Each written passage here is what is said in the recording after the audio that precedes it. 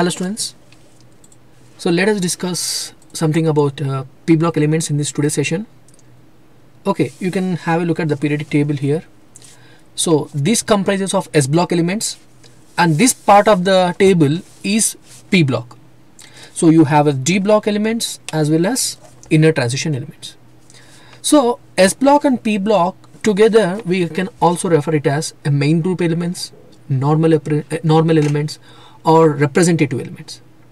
Apart from that, we also can call these two, like S and P together, as A group elements, whereas D and F block together we can refer it as then B group elements. Okay, so P block elements, the name itself refers because the differentiating electron, when you write on the electronic configuration, the differentiating electron means the last electron enters into the P block. So that's the reason why they are referred to as a p block elements. The general electronic configuration will be like NS2 NP 126. So this is their general electronic configuration, and if you look at this, the elements located here are a group 13, 14, 15, 16, 17 and 18. So 18 group elements are also called as 8A and also called as inert gases or noble gases or zero group elements. 17, group 17 or 7A, they are called as halogens. Then 6A, they are chalcogens. Then nitrogen family, carbon family and boron family. Okay, let's look into the periodic trends, like what's going to happen to their atomic radius, ionization potential, electron affinity, electronegativity, metallic character. So let's look into this in detail in this session. Okay, if you start with the atomic radius. So what happens to the radius of atom? Okay, let's say in general, if you move from left to right, what happens? Across period,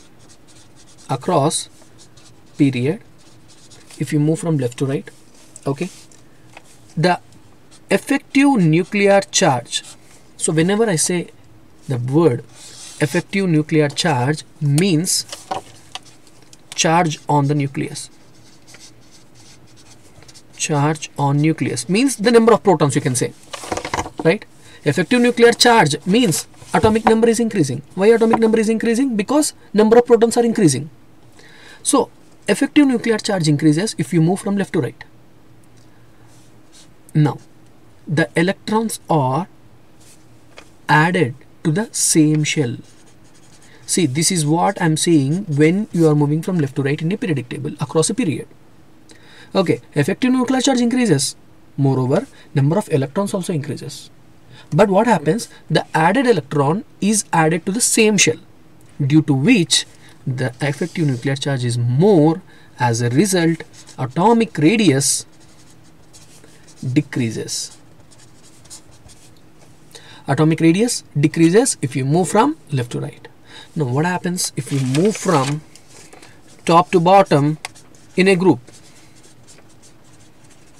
Top to bottom in a group, what is going to happen? Same way, the effective nuclear charge anyway increases because the number of protons are adding up. Now even the electrons also get added, also adds up.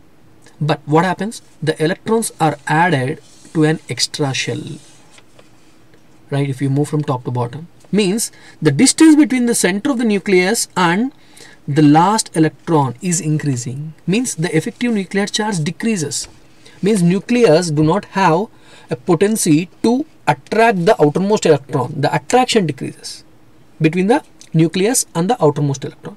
As a result, atomic radius increases. So if you move from top to bottom, atomic radius increases. If you move from left to right, atomic radius decreases. Okay, so we know what is this covalent radius, or simply say what is this atomic radius. Generally we say atomic radius is distance between the, like this, distance between, say assume that this is a nucleus, the distance between the nucleus to the outermost electron, this distance, right? This distance we call it as a atomic radius. Okay, generally, you know, the electron, based upon the Heisenberg's uncertainty principle, the moving electron, the position of a moving electron is difficult to locate. It is uncertain. So we cannot determine the distance accurately. So indirectly we measure the internuclear distance, the distance between the two nucleus. Okay, the distance between the two nucleus, and we call this as a bond length. Okay, so this can be studied by using X-ray diffraction studies or any spectroscopic studies. So the atomic radius can be determined. When we refer to covalent radius, when we say covalent radius, it is like this. Covalent radius is when two atoms are involved in a covalent bond, the distance between this atom and the half, this one, okay, exactly 1/2 of the distance between the center of the nucleus and the another atom which they are bonded in covalent. So this distance we refer it as a covalent radius, the atoms which are involved in a covalent bond. Whereas metallic radius means there are certain atoms which are involved in formation of a metals, like solids. Usually the solids are closely packed, right, in this way. So if you calculate the distance here, the radius here, the half of the distance or 1/2 of the distance between the nucleus and the center of this one, the atoms where exactly they are bonded, this distance is called as metallic radius. You can see there is another radius, that is van der Waals radius.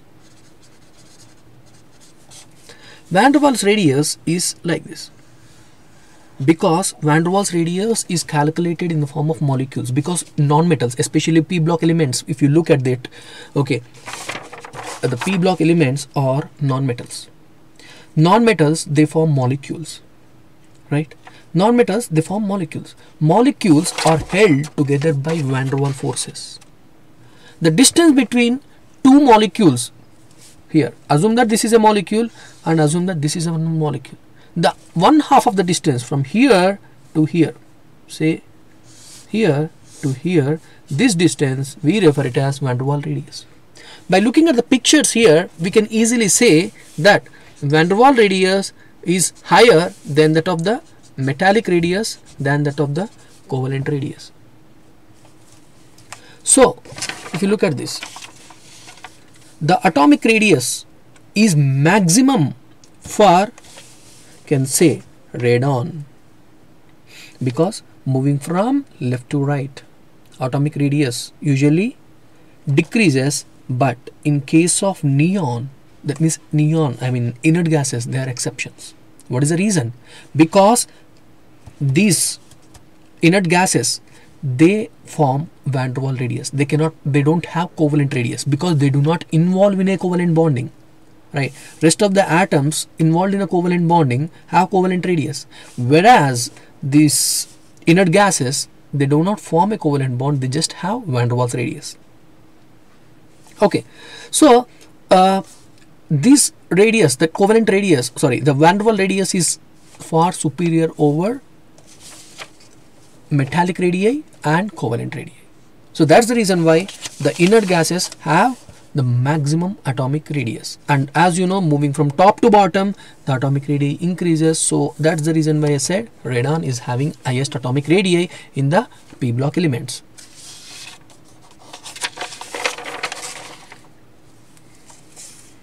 So let's say ionization energy. Okay, so before I just want to discuss about ionization energy, let's see about ionic radius. I just forgot this, ionic radius. So what happens to ionic radius? I can say here cation and anion. Cation is formed due to loss of electron from an atom. Anion is formed due to gain of electron. Okay, so what is going to happen to ionic radius? Okay, let's say there is an atom which is neutral. Upon losing one electron, it is forming a cation, right? So I say the cationic radius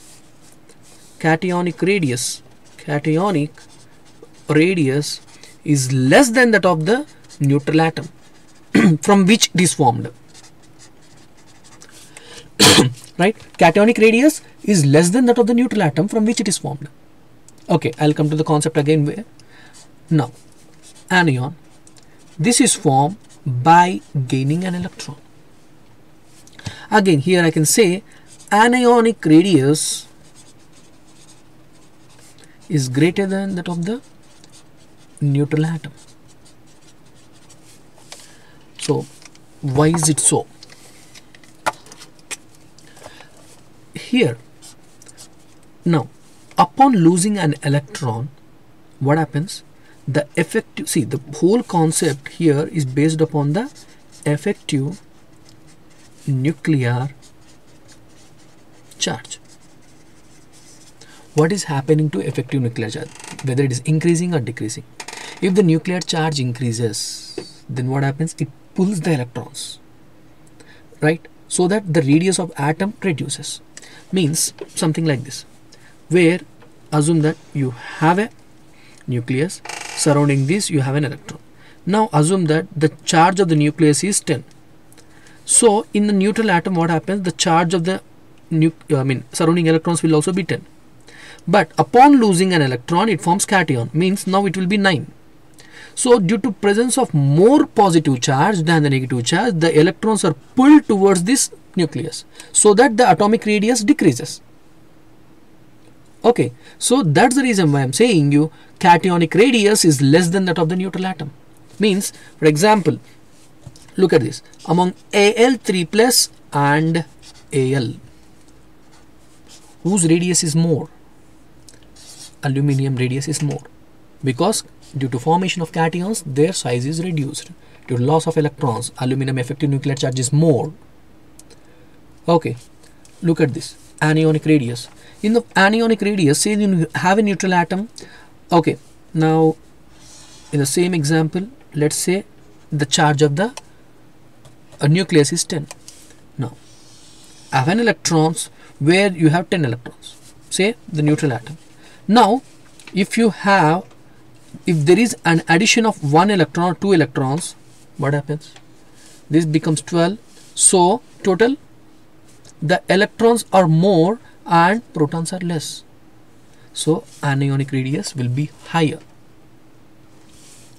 Okay, now look at this. Isoelectronic species, same number of electrons in, yeah. So one of you were asking the question, what about Ag? Yes, Og, that Ionization is also, what is there? This is also higher. Okay, I'm saying you comparatively, yeah, this will be the maximum one. Okay, because this is present after radon, right? Okay, this will be having the highest atomic radius. After radon, it will be there. That means the first, I can say this is the one which is having the maximum atomic radius. Then comes for the radon. Because I just have not mentioned this, as most of you will not be familiar. That's it. Okay, because as most of you will be familiar till radon, that's the reason why I just stop it there. Okay, if you go till that, yeah, Ionization is the one which is having the maximum atomic radius.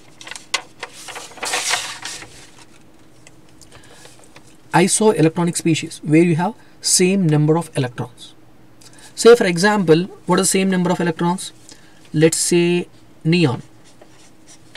Number of electrons, we can say a number of electrons in neon is 10.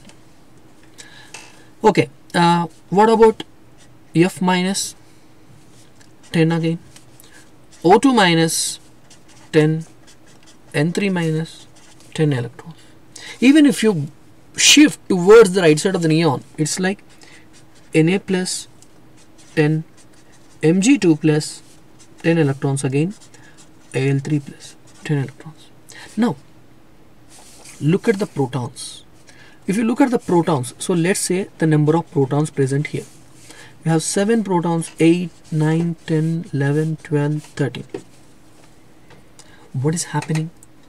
Effective nuclear charge. That means we have same number of electrons, but the effective nuclear charge here in the case of aluminum is very, very higher. That's what we discussed. As the effective nuclear charge is more, that means more number of protons, less number of electrons. So the protons has the ability to pull the electrons towards their side because the positivity is more. So the atomic radius in case of Al3 plus is very less, is lesser. So it's like, you know, N3 minus aluminum, the aluminum 3 plus is having a very less atomic radius, right? So you can say like this, because of the same presence of same number of electrons.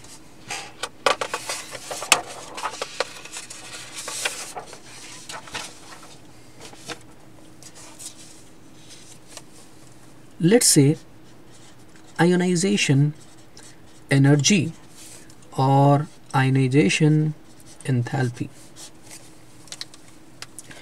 Ionization energy or ionization enthalpy is very simple. The energy required, let's say I have one energy required to remove the loosely bound electron. Loosely bound electron from where? You can remove only from outermost shell, right? Let's put on this from outermost shell. From where? From an atom. Which atom? Isolated gaseous atom which is present in its ground state, because this is the least stable state, or sorry, this is the more stable state, means which is having least energy, right? From the ground state. Now after removing an electron which is from the isolated gaseous atom which is present in its ground state, to form a positive ion. To form a positive ion. See, very simple definition. So, ionization energy, because see, I'm just emphasizing this because you need to understand about the ionization energy very, very clearly. So you can understand it better if you understand what exactly this ionization energy means. Okay, the energy required. How much of energy is required if I have to remove an electron? Which electron? The loosely bound electron from the outermost shell in an isolated gaseous atom that is present in its most stable state, to form a positive ion. Let's say A is a molecule. After supplying some energy, let's say I am removing one electron from A. This gives A plus. That means upon removing an electron from A, is giving you A plus. A plus is a positive ion, right? Now the energy here is measured in electron volts. Energy is measured in electron volts. Now this energy is called as ionization energy. 1. Successively, say if you have A plus, again you are removing one more electron which gives you A2 plus. Now you are expressing in electron volts, but this is called as ionization energy 2. Say removing A2 plus, one more electron, remove it, now you get A3 plus. This is ionization energy 3. Always remember, ionization energy 3 will be higher than that of the ionization energy 2, will be far higher again ionization energy 1, because it is easy to remove an electron from a neutral atom than to remove an electron from a positively charged nucleus. Why? Because already it is deficient in electrons, means it needs electrons very badly. But still, if you are trying to pull away the electron from the positively charged species, it will not allow. But still you can, provided if you supply more amount of energy. That's the reason why ionization energy 2 will be higher, ionization 3 will be even more higher. Okay, so what basically the ionization energy is all about in p block elements? Restrict our concept to the p block elements. Okay, so there are certain factors that affects ionization potential or ionization energy. The first in this is atomic radius. Atomic radius is inversely proportional to ionization energy. Means if the atomic radius is more, ionization energy is very less. Why? Because say for example, this is say atom A. This is an atom A where you have a nucleus and the electron is here. Now I have another atom, say B. This is the structure of B atom. This is your nucleus and this is the electron. Now as the atomic radius of B is higher than that of A, so what happens? The nucleus in A, the nucleus is having a greater affinity. So this nucleus and this electron is attracted towards the nucleus. So if you have to remove this electron, you have to supply more energy. Whereas in this case, the attraction will be very less because it is present far away from the nucleus. So it is having very less attraction. The energy required is less. That's the reason why atomic radius is inversely proportional to ionization energy.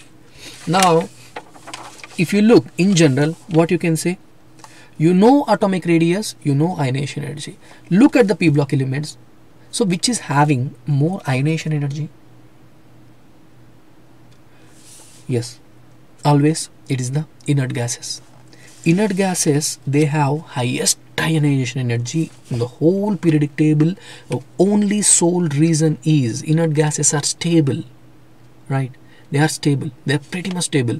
If you want to remove an electron from a stable species, they don't allow you to remove an electron because they are stable. That's the motto of every element in the periodic table, that they want to be stable by themselves.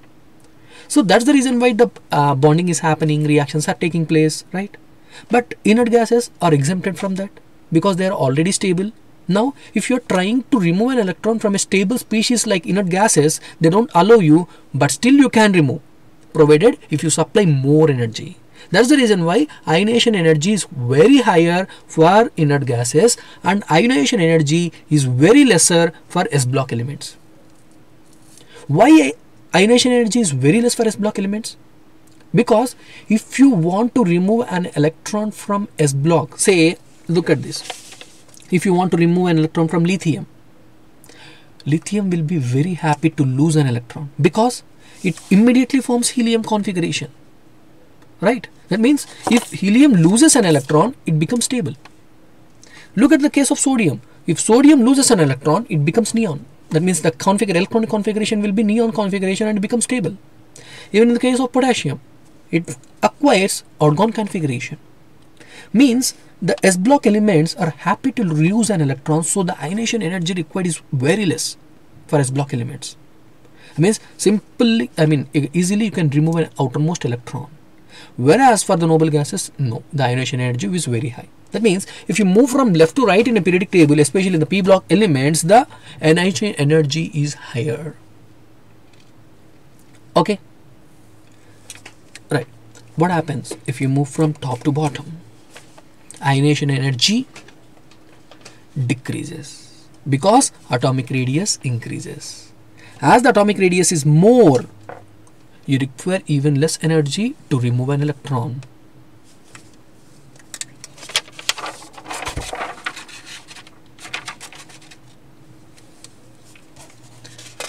Okay, so what are the different factors affecting ionization potential? Factors affecting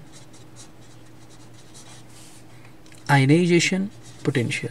The first factor we have discussed, that is, yes, some of you have asked me that what is the difference between energy and enthalpy. Is it ionization energy or ionization enthalpy you are asking about? It is same. Okay, it is another, like it's a synonym. Ionization energy or ionization enthalpy is one same. Okay, the first one we have discussed about atomic radius, then effective nuclear charge.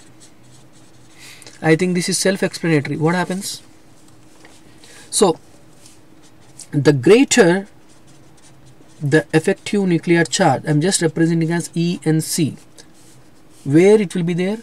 On the nucleus of atom. The more difficult to remove electron, the more difficult it would be to remove an electron from atom, because electrostatic force of attraction between the nucleus and the electron, right? So effective nuclear charge, the greater the effective nuclear charge on the nucleus of atom, more difficult it would be removed, because see, effective nuclear charge is something like, you can correlate with the atomic radius again. Okay, how far the electron is placed from the nucleus. If it is very close to nucleus, that means nucleus is having the tendency, or nucleus is showing some attraction towards that nucleus. Now you need to supply more energy to remove that electron. So that is something about effective nuclear charge. Okay, penetration of orbitals. Penetration of orbital, or I can say penetration effect of orbitals. The orbitals are S, P, D and F. The order of energy required to remove electron from SPDF will be like S, then P, then D, then F. Again the reason same. S electrons are present very close to nucleus, F electrons are present far away from the nucleus. That means penetration of orbitals, where exactly the orbitals are located. Okay, that means based upon this you can decide like ionization energy, whether it will be higher or lower. So S orbitals are present very close to the nucleus, right? The electrons present in the S orbital. So the energy required to remove an electron from the S orbital will be higher. Please note this one. Energy required to remove an electron from S orbital will be higher than that of the F orbital, because S orbitals are present very close to the nucleus. That is a simple reason. Okay, let's say shielding or screening effect. Shielding or screening effect, it usually increases if the number of electrons of inner shells in the inner shells between the nucleus and outermost electron increases.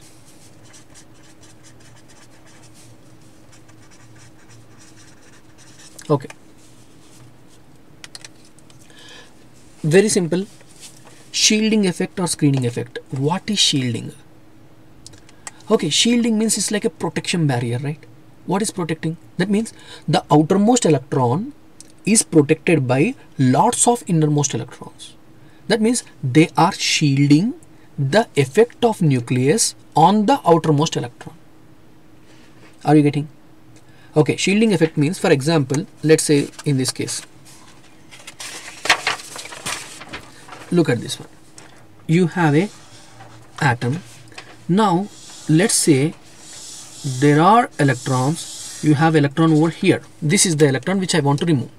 Okay, assume that this is your nucleus. As the number of electrons increases here, if the number of electrons increases, so what happens?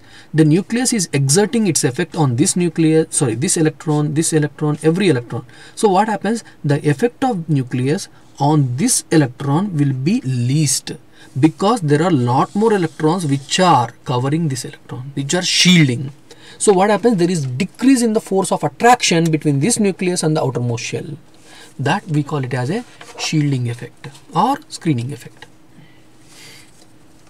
So ionization potential is inversely proportional to shielding. More shielding, less ionization. Means if the more the number of electrons are surrounding here, what happens? I require very less energy to remove this electron. Okay, shielding or screening effect, you have to consider about how many electrons are present inside the nucleus or inner shells. If you have more number of electrons in the inner shells, this electron which is present in the outermost shell is very easy to remove. Okay, so ionization potential is inversely proportional to shielding effect.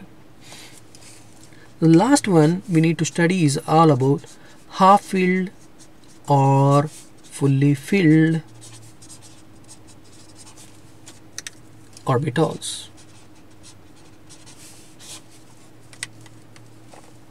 So you know all about the Hund's rule, right?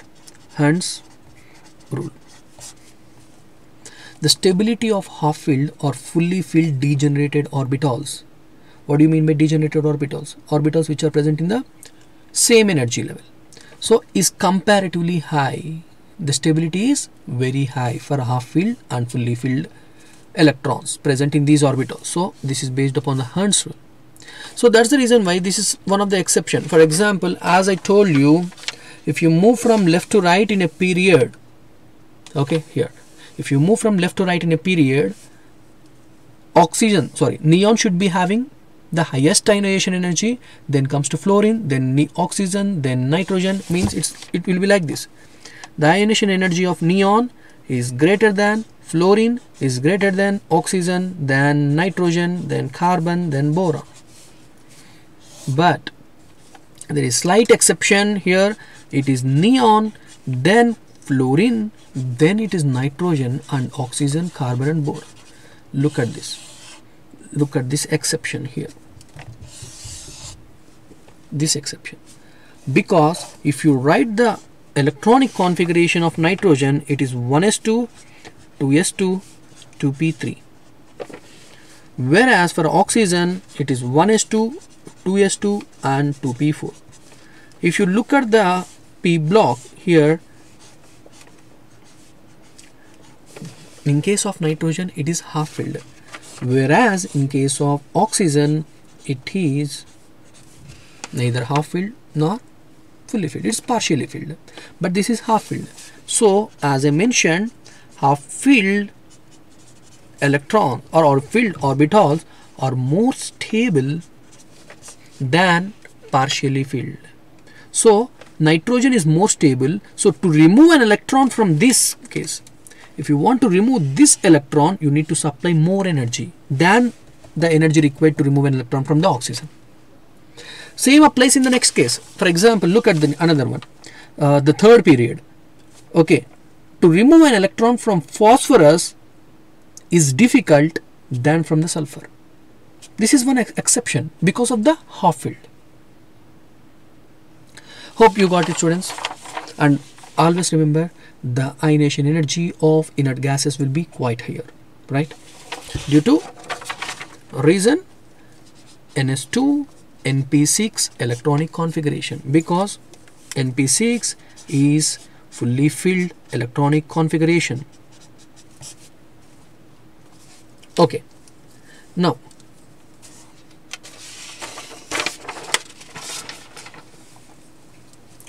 what happens in a period. In a period, the ionization energy increases from moving from left to right, whereas the ionization energy decreases if you move from top to bottom, because of the increasing the distance between the center of the nucleus and the outermost electron while moving from left to right due to stability. Okay, what are the main applications of this ionization potential? Especially metallic, or I can say electropositive character. Electropositive character of elements increases as the value of ionization potential decreases. Okay, that means for example, if I say 500 kilojoules, okay, 1500 kilojoules, 2100 kilojoules, 320 kilojoules. Okay, so I have given you the 4 options. Based on this, can you tell me the element that belongs to S block element? Okay, we have given you the 4 options: 500 kilojoules, 1500 kilojoules, 2100 kilojoules and 320 kilojoules, out of which the element that belongs to S block is this, right? Even I can keep here even more, okay, but the least, that means ionization energy values for S block elements will be very low. That means that's what metallic or electropositivity of elements increases as the ionization potential decreases. This is one of the application. That means if you are given with the ionization energy values, I can able to determine the element. This is approximately. Okay, in the same options, can you tell me the element that belongs to noble gases? Very simple. Again, this one. 2100 kilojoules, it applies to noble gases. Okay. Okay, now I'll ask you a question. Why ionization potential 2 of, I can say, oxygen is higher than nitrogen? Why ionization potential 2 of oxygen is greater than nitrogen? We have seen the ionization energy 1 of nitrogen is greater than oxygen. Just now we have discussed about this, right? Because the half-filled configuration of nitrogen. But the ionization energy 2 of oxygen is greater than nitrogen. Why is it so? So, initially you should understand what is the difference between IE1 and IE2. Okay, I'll just make it very simple for you. This is nitrogen, wherein which you have an electronic configuration like this, and this is your oxygen, you have an electronic configuration like this, 2s2 2p4. If I write the IE1, which means one electron is lost, after losing an electron it becomes 2s2 2p2, right? This is half filled, but I have supplied a lot amount of energy and I have removed one electron, it became 2p2. Here 1s2 2s2 2p3 means after removing one electron from oxygen it is coming 2p3, which is half filled now. So now if I supply IE2, what happens? Removal of electron will be difficult from this, because now this is half filled, this is partially filled. So that's the reason why IE2 of oxygen is greater than IE2 of nitrogen, whereas IE1 of nitrogen is greater than IE1 of oxygen. So this is one of the exception. You need to know this. Okay, so ionization energy 1, removal of an electron, again ionization energy 2. Right.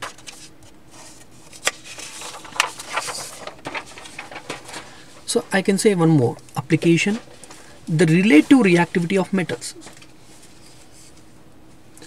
Relative reactivity of metals. What happens? Increases.